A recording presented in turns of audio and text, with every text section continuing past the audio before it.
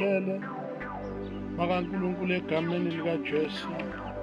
I am Prophet DR Vilakazi entabeni zasesitenga eShakaskrab eShayamo. Ngithi ngithathele lithuba lokuba ngedlulise naso isimemezelo noma ngedlulise nawo lo mbiko ophuthumayo.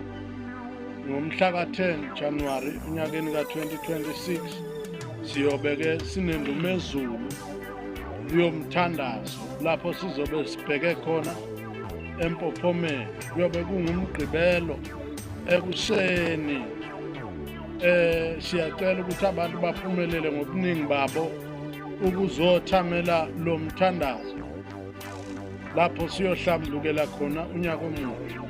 Lo mthandazo uhlelwe kanje: kunemali ekhokhwayo ye-transport engango-150 ngalo loliya suku, bese kuba nemali futhi ekhokhwayo esiyibiza ngokuthi i-cleansing fee.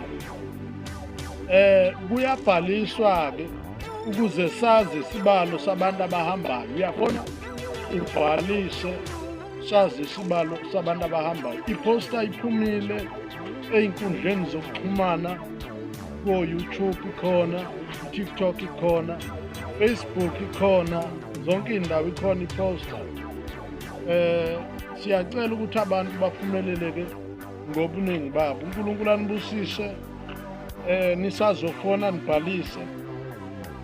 uNkulunkulu anibusise, niwadle kahle amaholidi nina nemindeni yenu.